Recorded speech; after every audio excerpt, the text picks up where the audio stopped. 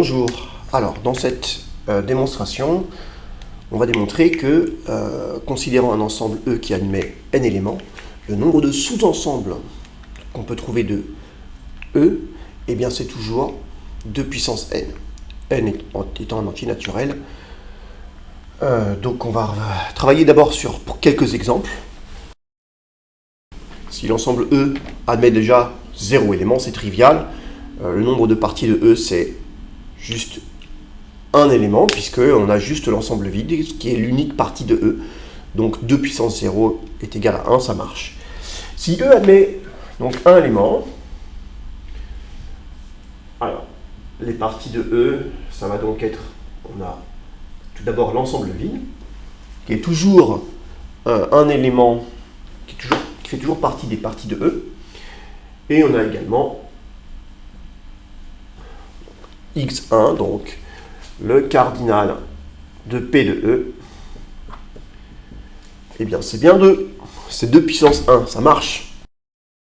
Alors, essayons d'être rigoureux. Les parties de E. Je vais donc avoir, j'écris toujours d'abord l'ensemble vide. Ensuite, je vais avoir donc les parties qui admettent un élément. J'en ai deux, puisque j'ai deux éléments dans mon ensemble. Et enfin, les parties de E qui admettent donc deux éléments. J'en ai juste un. Donc, cardinal de P de E, ça fait 4. 2 puissance 2, ça fait 4. Ça marche. Bon, pour l'instant, tout marche bien. Donc, pour n égale 3, alors, les parties de E, j'ai donc toujours l'ensemble vide. Les parties qui admettent un élément, les parties qui admettent deux éléments, cette fois-ci, plus compliqué. Qu'est-ce qui me manque? Les parties qui admettent trois éléments. Et donc là, j'ai tout. 1, 2, 3, 4, 5, 6, 7, 8. Cardinal de P de E, bah, ça fait bien 8. Ça fait 2 puissance 3. Donc ça a l'air de marcher. On va le démontrer pour tout n. Donc, soit n en entier. On considère donc E, l'ensemble x1, xn. Et donc, on passe à tout de suite. Donc, je peux faire ce que j'ai fait. Donc, pour des cas précis, je peux considérer que, eh bien, E, en fait, c'est l'union disjointe pour k allant de 0 à n des parties de E, telles que, donc, A étant inclus, donc étant une partie de E, telle que cardinal de P de A égale K. Voilà. Et donc, cette union étant disjointe, je ne peux pas avoir un élément qui admet à la fois 0 et une partie, d'accord? Donc, le cardinal de P de E, l'union étant disjointe, quand on calcule donc, le cardinal en ayant partitionné donc, un ensemble en union disjointe, eh bien, j'ai plus qu'à sommer les cardinaux qui partitionnent mon ensemble. Donc c'est la somme pour k allant de 0 à n, donc du cardinal de A, sachant que A est un élément de P de E qui admet k éléments. Ça, on a vu que le cardinal de A, c'était toujours k parmi n. Donc c'est un résultat un peu plus fort que ce qu'on voulait démontrer. On veut démontrer que cette somme-là, c'est 2 puissance n. On le démontrera d'une autre manière plus tard dans l'année, notamment en maths expertes.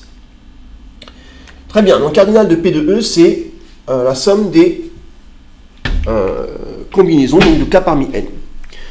Donc montrons que cette somme est égale à 2 puissance n. Donc pour ça, je vais introduire une application.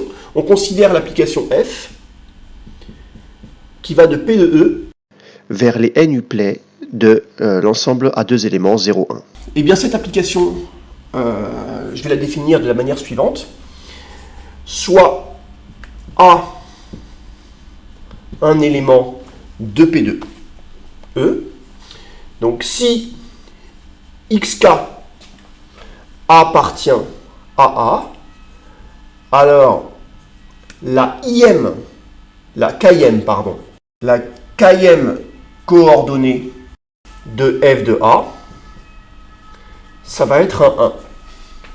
Sinon, c'est-à-dire si xk n'appartient pas à A, alors la km coordonnée de f de A est 0.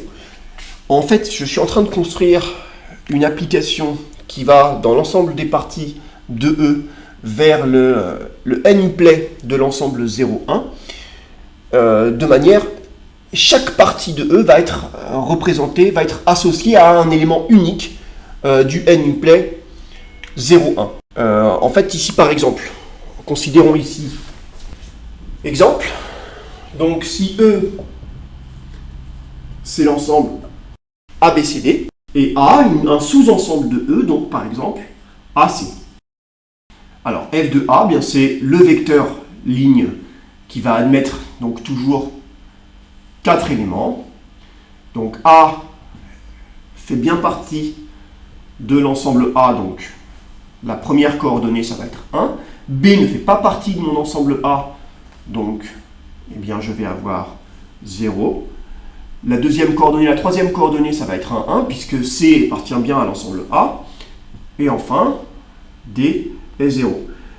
Et ce vecteur ligne ici, qui va être associé à un élément de P de E, et il va l'identifier de manière unique. On a bien une bijection. Alors je complète un peu ce que j'écris au tableau. Tout n-play de 0, 1 peut être associé à un élément de P de E et à un unique élément de P de E. Voilà, j'ai été un petit peu vite là-dessus, et pour que la démonstration soit parfaitement rigoureuse, il faudrait démontrer cela. Et donc, les ensembles donc P de E et les n-play de 0, 1 ont même nombre d'éléments. Chaque élément de P de E est associé à un unique élément du n-play de 0, 1. D'accord ? Donc ici, on a une bijection entre ces deux ensembles, et donc le cardinal de P de E, eh bien c'est égal au cardinal de cet ensemble-là, et ça, je suis parfaitement capable de calculer le cardinal de cet ensemble. Cardinal de 0, 1 puissance n, donc c'est un ensemble qui admet deux éléments. Cardinal de 0, 1, c'est 2, d'accord ? Donc cardinal de 0, 1 à la puissance n, donc ça va nous donner 2 puissance n. Donc ce qu'on vient de montrer ici,